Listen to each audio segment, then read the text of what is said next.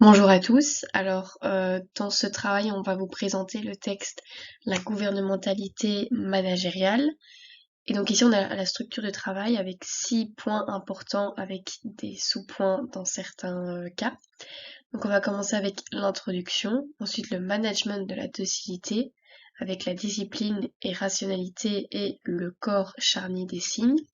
Ensuite, on aura le management comme contrebande transcendantale avec une archi-écriture et la vérité comme fiction. On aura après l'appropriation des relations de communication, le malaise dans la communication et enfin une conclusion. Je vais donc ici vous présenter l'introduction. Donc partons d'abord de la définition de qu'est-ce que la gouvernementalité managériale. D'une part, nous avons la gouvernementalité, qui est un concept créé par Foucault, défini comme étant la rationalité attribuée au gouvernement de la population et qui est dans un certain cas auto-imposée. L'objectif de ce concept est de défaire la définition de l'État et de décrire en quoi celui-ci consiste. D'autre part, nous avons la managériale, qui, elle, comporte toutes les méthodes en lien avec l'organisation, la direction, la gestion de l'entreprise et bien d'autres encore. Foucault élabore le concept de panotisme, c'est-à-dire l'exposition des sujets, mais également le dispositif, considéré comme étant un ensemble hétérogène, comportant des discours, des institutions ou encore des lois. Il part du principe que nous sommes dans une société de surveillance, avec comme base des micro-pouvoirs capillaires. Ceux-ci ont deux fonctions. Ils agissent comme une affirmation d'une norme ou d'un modèle. Ils forment des individus sur ce qu'il faut être et faire. Le dispositif managérial est basé sur une économie d'obéissance, un essaimage de mécanismes disciplinaires selon Foucault. Un essaimage peut être défini par une société qui a établi des sièges centraux sur tout le territoire, mais en bénéficiant d'une certaine autonomie au sein de celui-ci. Par exemple, l'entreprise STEP, entreprise française de la ville de Pau, qu'on peut voir sur la slide, a créé une entreprise de gestion de flux documentaires. On a ici une entreprise qui a un siège fixe sur un territoire et qui gère tout en totale autonomie, le bon déroulement des flux, l'aspect administratif, les personnes engagées. On se base ici sur une totale autonomie de l'entreprise. À partir de ce concept, un travail de réflexion est intéressant. En partant du travail de terrain, le but premier est avant tout de déterminer les conditions d'élaboration d'un sujet libre. Friedrich von Hayek est une figure de la discipline de la liberté. Celle-ci est possible grâce à la discipline de la civilisation. Gouverner, c'est structurer le champ d'action éventuel des autres. Le management s'appuie donc sur 3 mécanismes que vous allez découvrir à la suite des slides. Le management de la docilité, le management comme contrebande transcendantale et le management comme appropriation des relations de communication. Cette partie est consacrée au management de la docilité. On entend par la docilité l'attitude de soumission à une autorité qui s'impose avec une évidence non questionnée. C'est le fait d'obéir volontiers, sans discuter, sans raison précise assignée aux ordres qu'on suit et dont on n'exige pas qu'ils aient un lien avec une compétence particulière ou un objectif précis qu'ils contribuent à réaliser. Premier point, c'est la discipline et la rationalité. La discipline, selon Foucault, est normalisatrice au sens où elle s'occupe de segmenter au niveau des individus et de leur territoire associé, mais aussi de serrer les segments, les articuler, assurer que chaque fin de série s'agence à une autre série. Il est donc nécessaire d'instaurer des écarts qui ne soient pas des coupures. La forme du disciplinaire est l'instantanéité de la réponse à l'ordre. Elle est cette recherche de l'immédiateté entre le stimulus et la réaction. Comme exemple, l'institutrice qui frappe dans ses mains afin que les enfants se mettent en rang. La norme disciplinaire est positive et arbitraire, ce qui revient à dire que la discipline n'est pas un pôle moral négatif du pouvoir et n'est pas une définition moralisante d'un pouvoir qui serait mauvais. La discipline ne désigne pas un certain degré de coercition, mais une forme de coercition. C'est une différence qualitative et non quantitative dans l'exercice du pouvoir. La discipline fonctionne donc et fait fonctionner un espace trié, un tableau qui organise l'individualisation des sujets dans une relation de visibilité face au regard de l'autorité surplombante, comme dans la salle de classe ou les rangs de l'armée. de sorte que la surveillance et la normalisation des gestes individuels permettent une très grande mécanicité de la production, production économique, production sociale, production discursive. La discipline correspond ainsi à la technique de la transformation du temps de vie en temps de travail. Selon Baudrillard, le corps dans l'organisation est perçu comme une norme et un levier pour cette dernière. Il définit la notion de corps légitime comme l'identité propre à l'organisation. Dans le management de la docilité, le corps est l'instrument de l'ordre social et le porteur du pouvoir. Par exemple, un dress code respecté est signe de cohésion et obéissance au sein de l'organisation, tandis qu'un dress code non respecté peut provoquer épisodes de stigmatisation dans l'espace de travail. C'est pour cette raison que l'individu doit avoir une certaine façon de se tenir, de s'habiller et de se comporter afin de ne pas être stigmatisé au sein de l'organisation pour laquelle il ou elle travaille. Voyons maintenant l'importance du dress code dans les films Les Diables s'habillent en Prada. Ce film américain de 2006 a comme protagoniste Andy qui travaille pour un magazine de mode. Mais elle n'a pas les mêmes codes vestimentaires que ses pairs et pour ça, elle est stigmatisée. Qu'est-ce qu'elle fait alors, Andy? Andy opère un changement dans son apparence afin de ne plus être stigmatisé par ses collègues. Bourdieu définit anticipation pratique les individus qui font des efforts pour correspondre au corps légitime de l'organisation en améliorant leur posture, leur dress code, etc. Vraiment comme Andy, la protagoniste du film, a fait.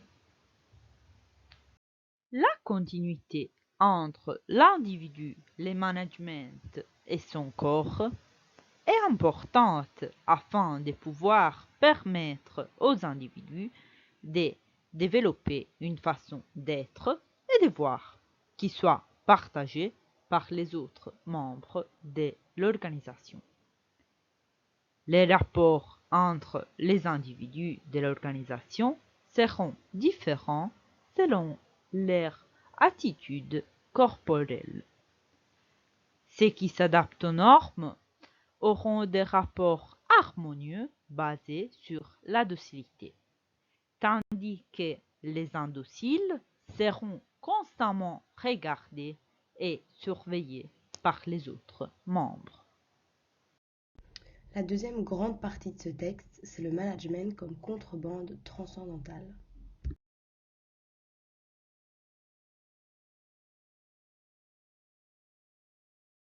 Donc le management, c'est un discours qui se veut général et objectif.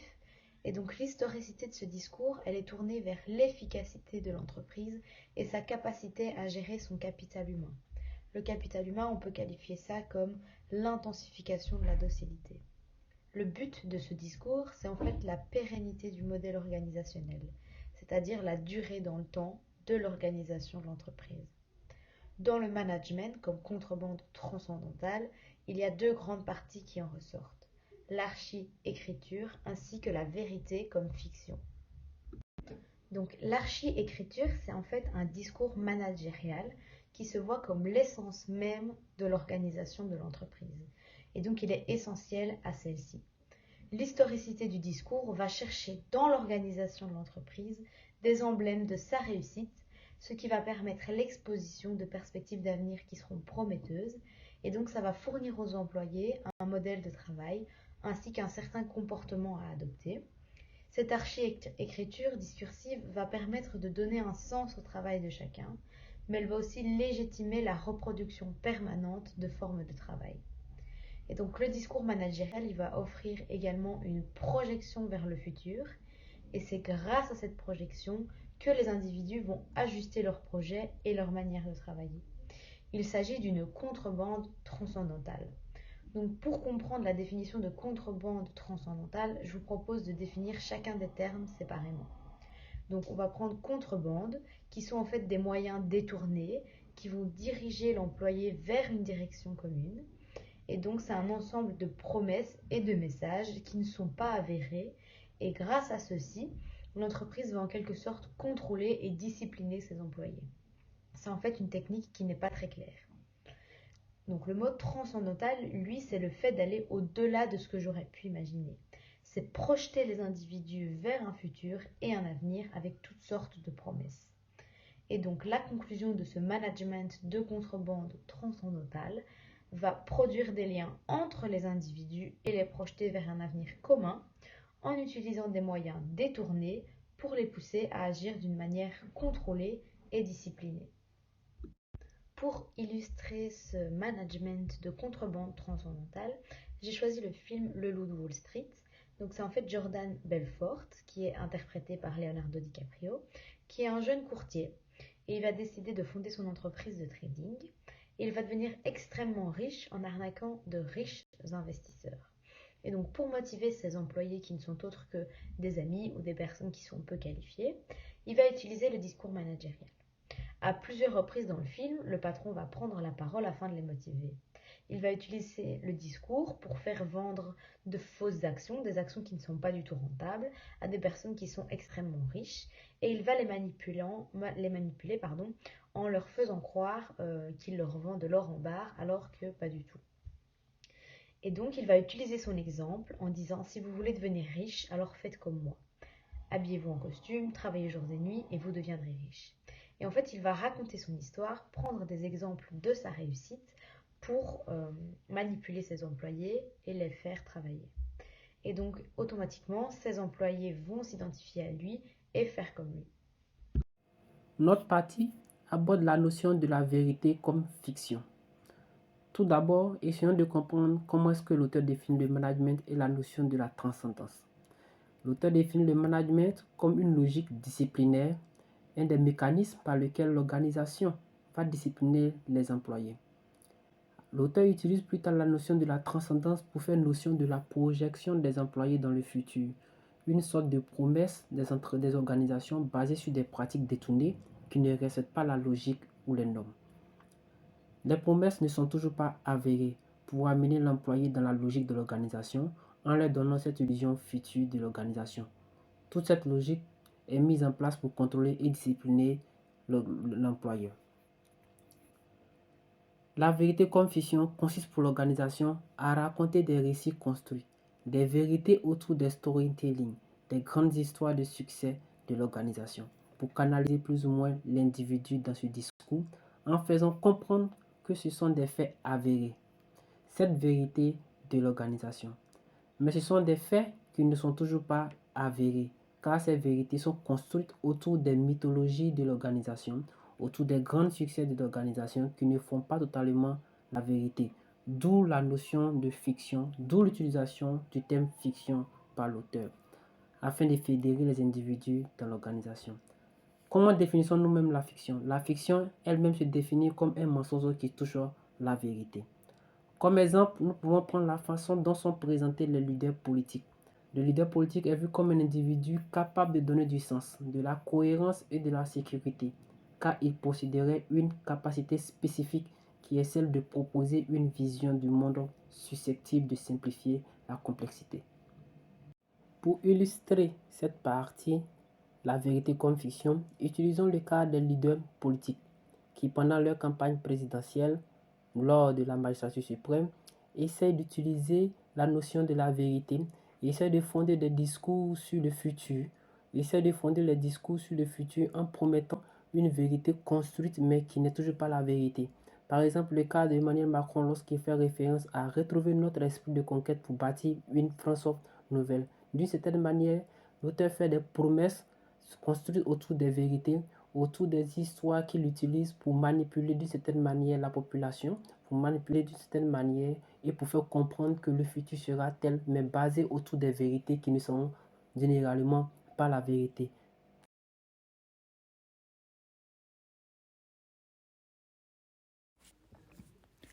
On peut dire que l'apprentissage de la docilité, qui équivaut à une rationalité dans l'entreprise, s'appuie sur un discours managérial compris comme une contrebande transcendantale instituante.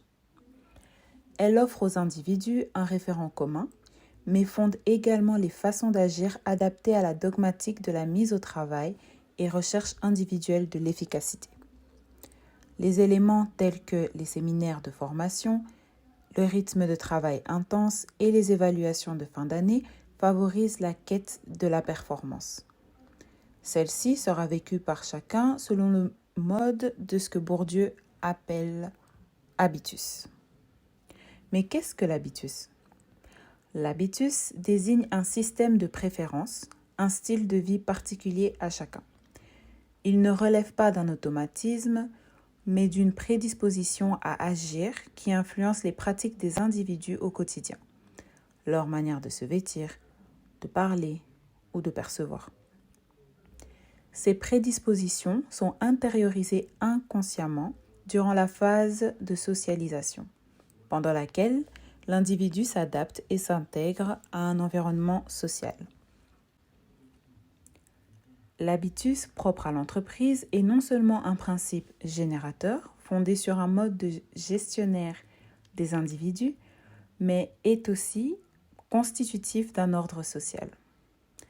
Il engendre des pratiques adaptées à cet ordre et perçues par chacun non pas comme produit de l'obéissance, mais comme étant juste. Le rôle de la communication, ici l'échange et la production de signes verbaux ou non, est important dans le déroulement des habitus. La communication dans la compréhension des relations de pouvoir dans l'organisation est également importante. Et je terminerai par dire que les relations de communication sont le lieu où se joue le travail et la pérennité de ce que l'on appellerait selon Sapir le code de l'organisation. D'ailleurs, Foucault en reconnaît l'importance dans ce qu'il appelle rapport de communication.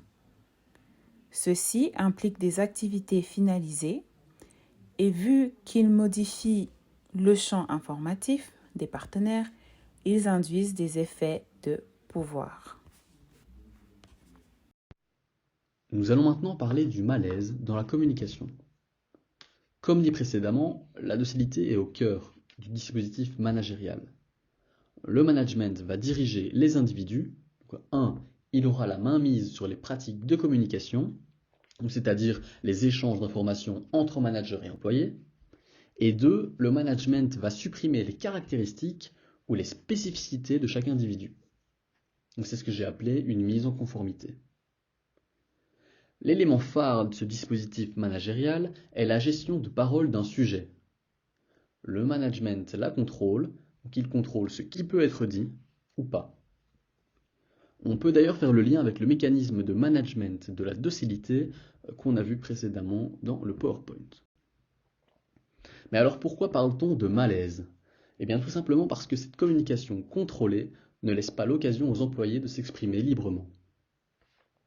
On peut aussi y tirer un paradoxe, le discours managérial critique le fonctionnement coercitif ou encore l'entrave à la liberté, mais en réalité le discours est tout aussi stigmatisant que celui dont il se dit détaché.